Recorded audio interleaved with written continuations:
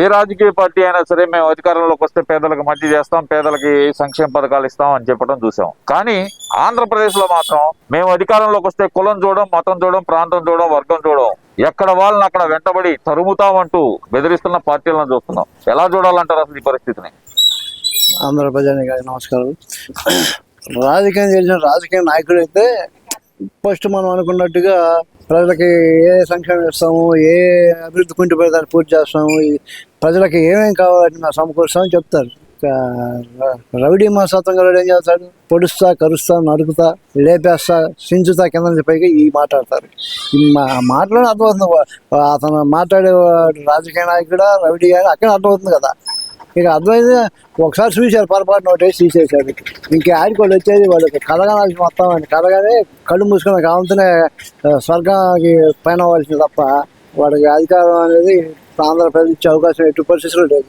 ఎవడే నీకు సమస్య పూర్తి చేస్తానంటే ఎవడన్నా ఓటేస్తానికి 10 మందిలో 1-2 మందికి వస్తారు. కానీ నేను వస్తే నరుకుతా, చించుతా, గొడవలు చేసేస్తా, ఎవడు ఓటేసేది? వాడు ఓటేపించుకున్న మాటలు అయ్యానా? చూశారు, మీ నరుకుడు చించుడు చూశారు, మీ గొడవలతో నరికింది చూశారు, మీ చించింది చూశారు, ఆంధ్ర ప్రజలందరినీ హాస్పిటల్ పెట్టింది చూశారు. ఇక నోరు మూసుకొని కూర్చుంటే తను అనుకుంటారు. ఇక అది ఒక్కటే తప్ప ఇప్పుడు కూడా మీరు నోరు బారేసుకుంటే జనం చేతులు చేసుకోవాల్సి వచ్చిందని సందర్భం తెలియజేస్తుంది. ఎందుకంటారు వాళ్ళంతా రెచ్చగొట్టే వ్యాఖ్యలు చేయడానికి గల కారణం ఏమనుకోవచ్చు అంటారు? ఏముంది, ఇప్పుడు పాముంది, పడగిప్పిద్ది, కాటేసింది, దాని స్వభావం అది. రౌడీ మాటలు మాట్లాడతారు. రాజకీయ నాయకులు కలిస్తే రాజకీయ నాయకులు మాటలు మాట్లాడేవాడు. ఇప్పుడు పాము ఎందుకు పడగిప్పిద్ది అంటే ఏం చెబుతాం? దాని స్వభావం అది. ఆ విష జంతువు దాని స్వభావం అది చూపిస్తూ ఉంటుంది. అట్నే వాళ్ళ రౌడీలు, డెకాయిట్లు, మాఫియాలు, గంజాయి స్మగ్లర్లు, వీళ్ళందరూ జేబు దొంగలు, వీళ్ళందరూ ఏం చేస్తారు? వాళ్ళ ప్రవర్తన వాళ్ళు చూపిస్తారు.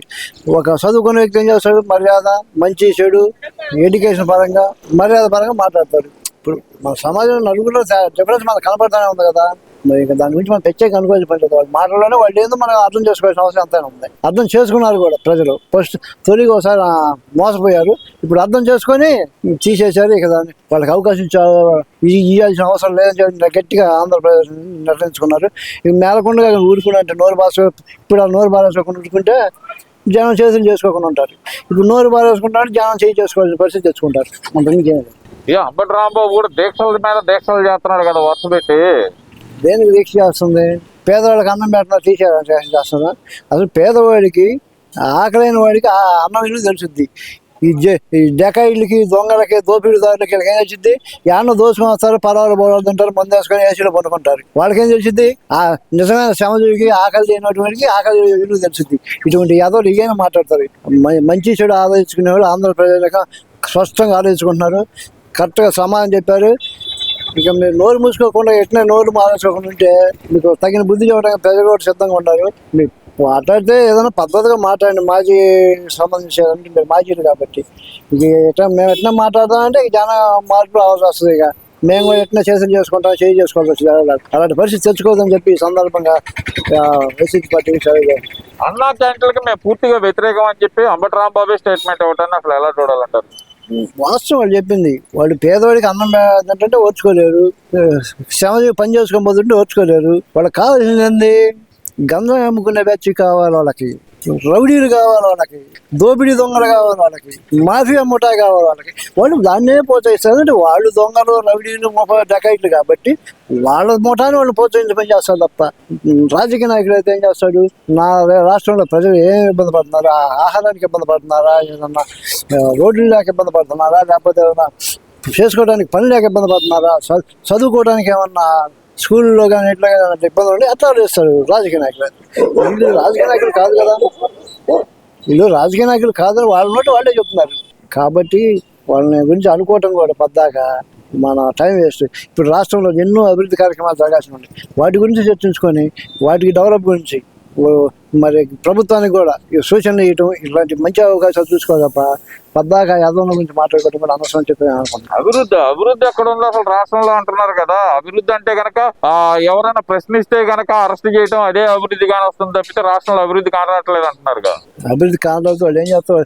వాళ్ళు కళ్ళు ఎవరైనా ఒకళ్ళ కళ్ళు ఒకళ్ళు పొడుచుకున్నారు వైసీపీ వాళ్ళు వచ్చి కళ్ళు చేసిన చూడమని నిన్నటి పోయా నిజవాడకండి. ఆ సెక్రటరేట్ కానీ, ఆ బిల్డింగ్లు కానీ, ఆ రోడ్లు కానీ, అబ్బాయి ఏమి పని చేయలేదు. ఎంతో ఆనందం ఉంది చూస్తా ఉంటే. ఈ ఎదవలకి కనపడడానికి ఇక్కడ కావాల్సింది ఏంటంటే వీళ్ళకి మంచి పనులు బంచి కాదండి.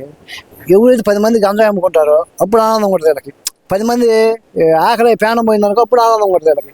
ఈ అభివృద్ధి జరగటం అంటే ఏందో దానికి డిఫరెన్స్ ఎదవలకు తెలియదు. వాళ్ళు ఏంటంటే దొంగలు కాబట్టి దోచుకునే దానికి వాళ్ళకి కనపడతాయి, రెండోది వాళ్ళకి కనపడదు.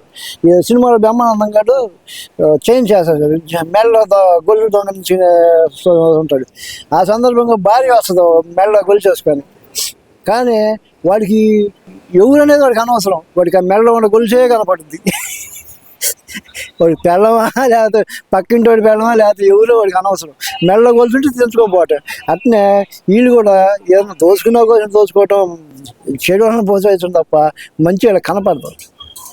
కూటమిని కూల్చేస్తాం, జగన్మోహన్ రెడ్డిని ముఖ్యమంత్రిని చేసుకుంటామంటూ ఇదే అంబటి రాంబాబు వైఎస్ రాజశేఖర రెడ్డి సమాధి సాక్షిగా శపథం అయితే చేశాడు. ఎలా చూడాలంటారు ఈ శపథాన్ని? ఈ శబ్దాలు చేసి ఆ శరబొచ్చు దాకా పెట్టించుకోవడం తప్ప ఏం లేదు. ఆ శబ్దాలు నెరవేరే కాదు. నెరవేరాలంటే ఏం చేయాలి? పేద ప్రజలు ఆనందం ఓర్చుకోలేరు యాదవ, పేద ప్రజలు ఆనందం ఓర్చుకోలేని యాదవ నీకు ఎవరు ఓటేసేది? పేదవాడు ఆకలి ఏదో నీకు తెలియదా? నువ్వు కూడా ఏదన్నా సమాజంలో కష్టపడి పని చేస్తుంటే ఒక ఆకలి బాధ తెలిసింటే నీకు తెలిసిద్ది. నువ్వు ఏ కాడికి దోపిడీ దొంగలు మీకేం తెలుసు రాదు. దోపిడీ దొంగలకు ఓట్లు వేసేది ఒకసారి పొరపాటున వేశారు, పొరపాటు పడి మాయ మాటలు నమ్మి ఇంకెవరు వేసేవాళ్ళు లేరు. నోరు ముసుగు కూర్చోకపోతే మాత్రం ఆ తెల్లబోచ్చు ఊడినా కొడతారని చెప్పి సందర్భంగా అసలు ఇలాంటి శపథాలను అసలు ఎలా చూడాలంటారు? ఇవన్నీ కుక్క అండి. ఇప్పుడు కుక్కలు ఉండే ఒక ఏనుగు దాని పని మీద పోతా ఉంటుంది, బావు బావు అని 10 కుక్కలు వస్తాయి. ఈ కుక్కలన్నీ పట్టించుకుంటే ఏనుగు దాని మీద పోలేదు, దాని సమస్య పూర్తి చేసుకోవాలి. కానీ ఈ కుక్కల్ని పట్టించుకోవాల్సిన అవసరం లేదు. ఈ కుక్కలతో సంబంధం లెక్కేసుకోవటం. నిజమైతే నిజమైన సమస్య మాట్లాడు. నీ నియోజకవర్గం ప్రజలు ఏ ఇబ్బంది పడుతున్నారు అది చెప్పు. నియోజకవర్గ మన ఆంధ్ర రాష్ట్రంలో ఎక్కడ ఏ సమస్య ఉందో చెప్పు. ప్రభుత్వం వింటారు, ప్రజలు వింటారు, మీడియా వినిద్ది, పరిష్కారం చేసి చేస్తారు. అంతేగాని నరుగుతాం, పొడుస్తాం, చించుతాం, లేపేస్తాం. ఎవరింటారు ఈ మళ్ళీ? వాళ్ళకి సిగ్గు చేరలేదు కాబట్టి వాళ్ళు అదే గుర్తున్నాడు, వాళ్ళు వింటారు. జనానికి జనం పని చేసుకోవాలా, కష్టపడాలా, సంపాదించుకోవాలా, బతకాలా, పిల్లల కుటుంబాలను పోషించుకోవాలా, ఈ ఆలోచన ఉంటాయి అందరికీ. అంతేగప్ప ఇటువంటి వాళ్ళని ఎవరు ఆలోచించేవాళ్ళు లేరు, ఇన్నేవాళ్ళు లేరు.